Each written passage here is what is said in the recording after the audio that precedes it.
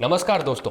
पिछले कुछ महीनों में भारतीय राजनीति के अंदर कई बदलाव देखने को मिले। इन बदलावों में भारतीय जनता पार्टी का लोकसभा इलेक्शंस में वोट शेयर घटता हुआ नजर आया और कांग्रेस का बढ़ता हुआ।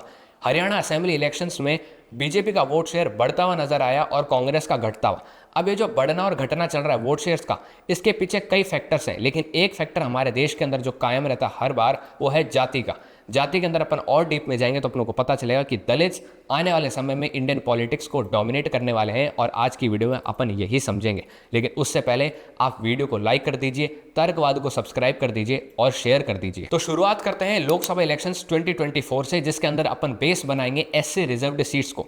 अगर अपन बात करें कांग्रेस की, तो साल 2019 के मुकाबले कांग्रेस को ज़्यादा मात्रा में एससी रिजर्व्ड सीट्स जीतने को मिली। साल 2019 में कांग्रेस को 16.7% एससी रिजर्व्ड सीट्स जीतने को मिली, लेकिन 2024 में कांग्रेस को 20.8% एससी रिजर्व्ड सीट्स जीतने को मिली। अगर बात करें बीजेपी को, तो बीजेपी का एससी रिजर्व्ड सीट्स का जो विनिंग परसेंटेज है वो कम होता नजर आया। यहाँ पे साल 2019 में बीजेपी ने 46 एससी रिजर्व्ड सीट्स जीती और 2024 में उनको सिर्फ और सिर्फ 29 एससी रिजर्व्ड सीट्स जीतने को मिली।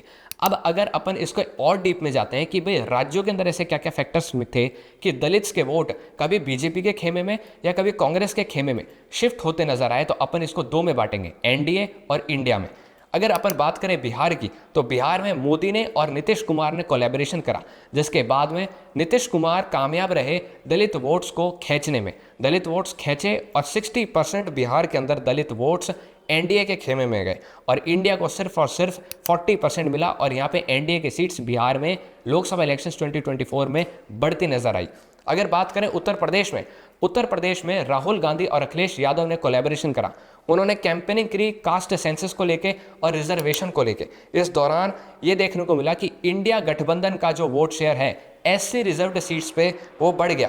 38% उनको दलित्स के वोट मिले और एनडीए को सिर्फ और सिर्फ 26% मिले। अपन आगे बढ़े तो महाराष्ट्र आता है और महाराष्ट्र में ये देखने को मिलता है कि यहाँ पर भी दलित वोटर्स ने इंडिया गठबंधन को सपोर्ट करा और इंडिया गठबंधन को 46% वोट्स मिले दलित्स के।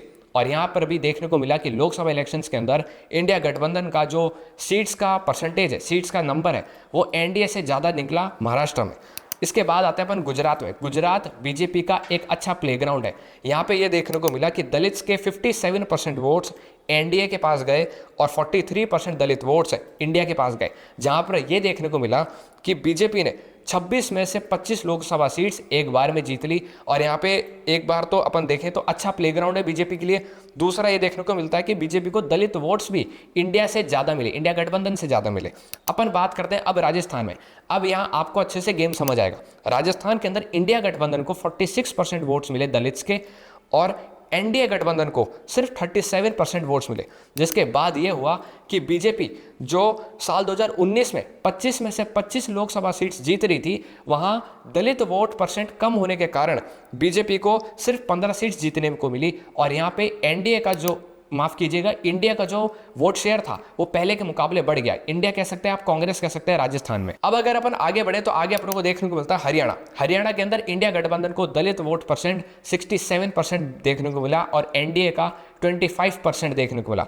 जिसके बाद ये हुआ कि कांग्रेस का, अब यहाँ पे आप समझिए, कांग्रेस को जो दलित के वोट मिले हैं वो है 67% और एनडीए को जो मिले हैं वो 25%।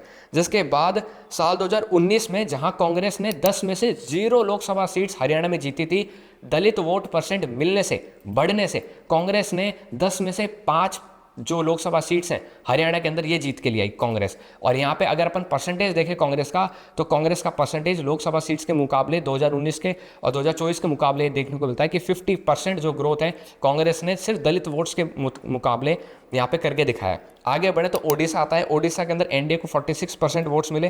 फिर से एनडीए को, अब आप देखिए एनडीए जो कि बीजेपी का अलायंस है, वहाँ पे एनडीए को ज़्यादा मिले हैं और इंडिया को 15% मिले हैं। बीजू जनता दल को 40% मिले।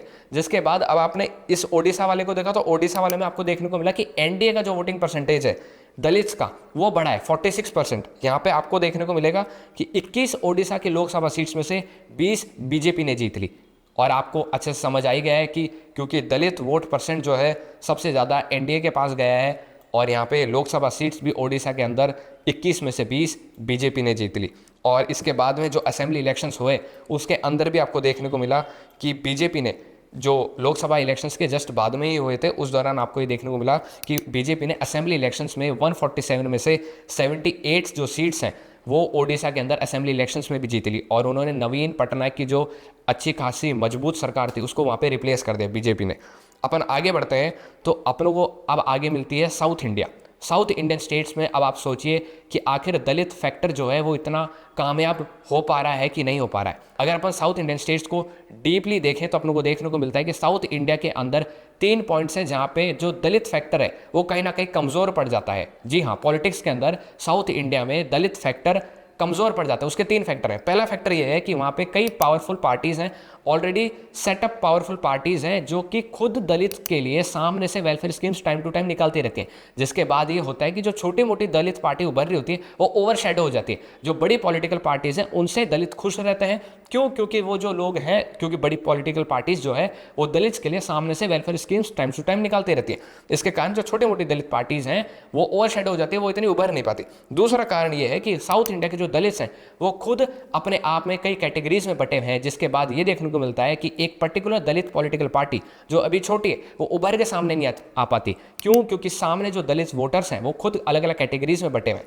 तीसरा मेन पॉइंट ये भी बताया जाता है कि साउथ इंडियन जो दलित हैं वो इकोनॉमिक और डेवलपमेंट ग्रोथ पे फोकस करते हैं बजाय एक आइडेंटिटी कास्ट पॉलिटिक्स के। और एक एक्सेप्शन भी यहाँ पे निकल कर आता है, वो है कर्नाटका का। कर्नाटका में ये देखने को मिला कि 66% दलित वोट्स जो है वो डायरेक्ट टू डायरेक्ट इंडिया गठबंधन में गए, जिसके बाद ये देखने को मिला कि कर्नाटका के जो लोकसभा सीट्स थी उसके अंदर कांग्रेस का वोट शेयर ज़्यादा दिखा, यानी कि इंडिया गठबंधन का वोट शेयर ज़्यादा दिखा, और बीजेपी यानी एनडीए का वोट शेयर कम देखने को मिला। अब अगर अपन सेम इस एनालिसिस को हरियाणा में इंप्लीमेंट करते हैं तो हरियाणा के अंदर आप लोग को देखने को मिलता है कि बीजेपी का जो जीत का कारण है उसके पीछे उसके सामने 2 फैक्टर है, जाट प्लस दलित। और यहाँ पे अपनों को अगर 2019 के मुकाबले बीजेपी का परफॉर्मेंस नोट करें तो अपनों को ये देखने को मिलता है कि हरियाणा के अंदर साल 2019 में बीजेपी को कम दलित वोट शेयर मिला था, जो कि 2024 में बढ़ गया और जाटों का भी बढ़ गया, जिसके बाद बीजेपी बड़े आसानी से कास्ट फैक्टर को इस्तेमाल करते हुए हरियाणा के असेंबली इलेक्शंस में जीत पाई और अच्छा खासा वोट शेयर लेकर आ पाई। अब आप बताइए कि आपको एनालिसिस जान के कैसा लगा। ऐसे और एनालिसिस के लिए हमारी संडे सीरीज को फॉलो कर लीजिए, तर्कवाद को सब्सक्राइब कर लीजिए। जय हिंद, जय भारत।